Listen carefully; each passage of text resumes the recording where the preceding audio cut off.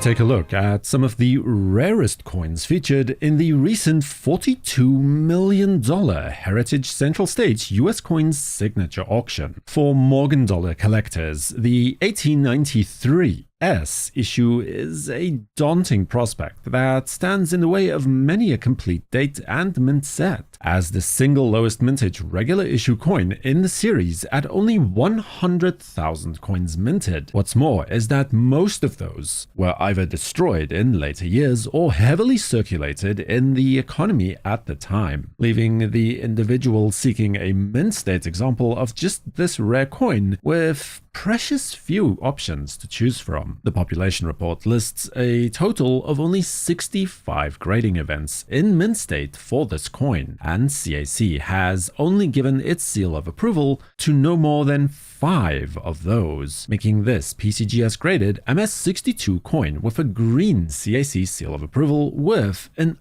eye-catching $336,000.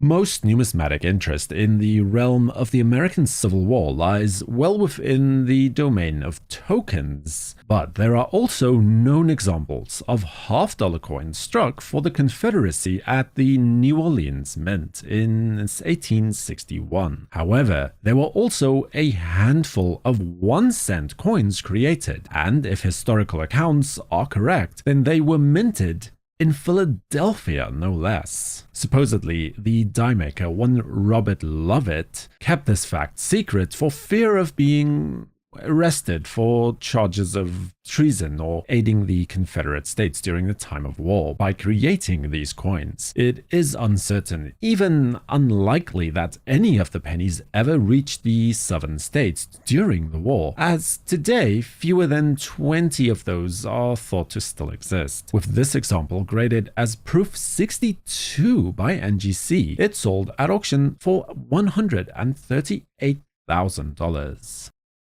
The 1870 Carson City Double Eagle holds a special mystique, claiming a mintage of a meager 3,789 coins. It is also the first year of issue coin for the newly operational and today much fabled Carson City Mint, nearly the entire mintage of which was pressed into much needed service within the local economy of this quickly expanding frontier town. As a result, few coins survive today, estimated to be around fewer than 50 or so in total, and the single finest known example is only at a grade of AU55, though David Bowers did once claim to have seen a mint state example. The coin at hand, though, was graded by NGC as XF45 and fell under the auctioneer's gavel for $384,000.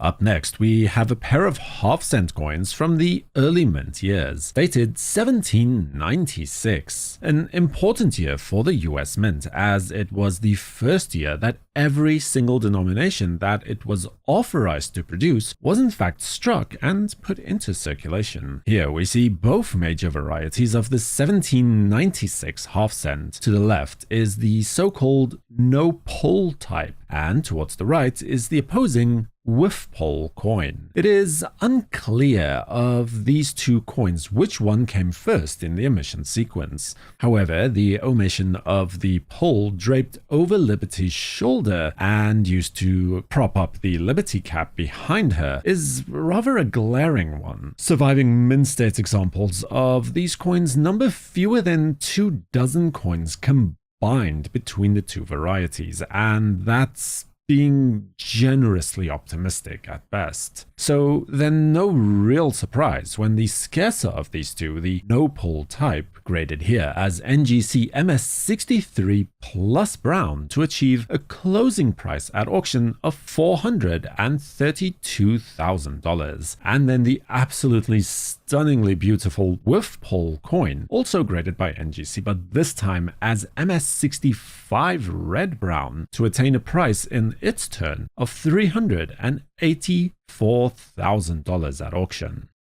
And next, we have one of the rarest trade dollar coins known, the 1884 trade dollar, of which only 10 coins are known to exist. Only the 1885 coin is scarcer, with 5 known examples extant. It is likely that these 10 coins were the only 10 minted, but since no direct record of their striking exists today, we can't really be certain on this point either. Although some recent research published in 2021 by Roger Burdett strongly suggests that as many as 30 may even have been struck originally, but that 20 of those were then subsequently melted down for recoinage after an order came down from Treasury forbidding the sale of trade dollars within that year. Here we have a proof 63 cameo example of this rare and until recently very misunderstood coin that was sold at auction for $480,000. And then for the first, that's right, not the only, but the first coin to cross the $1 million final price. A coin with a rather bizarre and at times uncertain history is the 1866 no motto seated Liberty dollar. When these coins, of which there are only 2 known examples, were first described by R.C. Davis in 1885, he believed them to be pattern coins and thusly listed them accordingly within his research. Today, however, they are more correctly believed to be fantasy pieces, a part of the Philadelphia Mint's infamous Midnight Minters era, where fantasy coins, restrikes, and unlikely die pairings were purposefully created by profiteering mint employees. This is the only coin of its kind available to collectors today, as the other known specimen is held by the Smithsonian, along with a unique quarter and half-dollar coin of the same description, graded by PCGS as proof 63. Whatever you might believe of this coin's initial origins, it remains one of the scarcest coins in a US Mint's history, which helped to secure a closing price at auction of $1,050,000.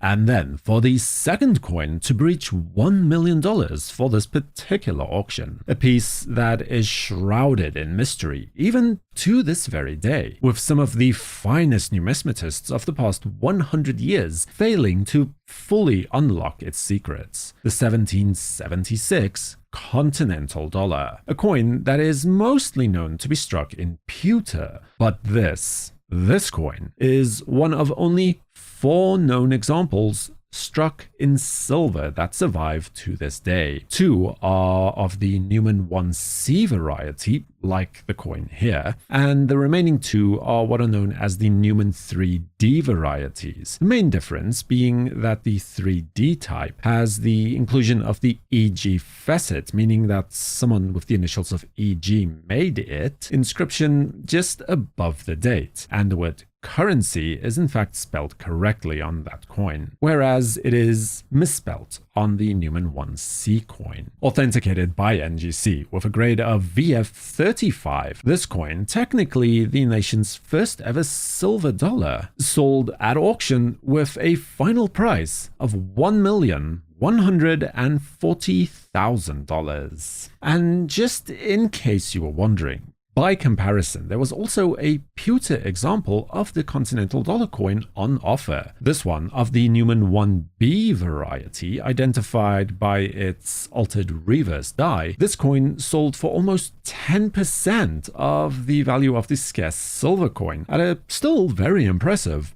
$102,000.